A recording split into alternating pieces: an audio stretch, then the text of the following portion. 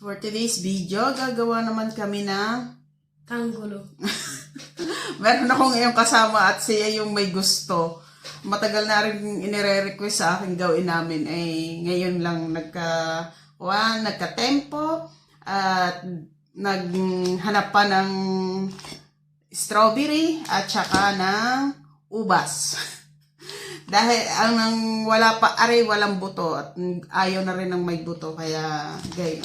Kakailanganin natin na ito, mga prutas na ito, at saka stick, at gayon din ang sukiro o asukal at yelo. Gagawin natin ay atin munang tutuhugin ang ating mga prutas.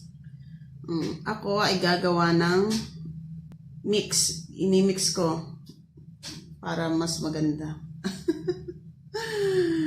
Pero pwede rin naman siyang sama-sama, tulad ng ginagawa ng aking bata.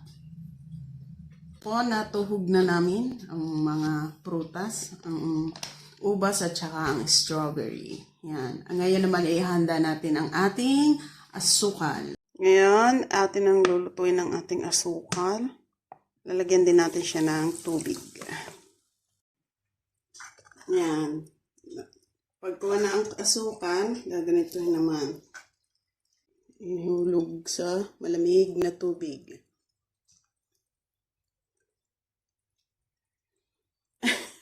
Eto na. Nagawa na namin ang Tanggulo. ang tanggulo ng batang nung pag isang linggo hinihiling. Eto. Oh, diba? Nalagutok din siya yan, oh. Hindi naman siya perfect sa unang gawa. Pero, secondo me, è croccante anche. Vero? Sì. Ang tanggulo ng bata. Tikman natin.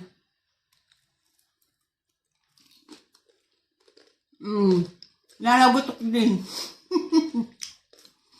Salamat po sa panunood.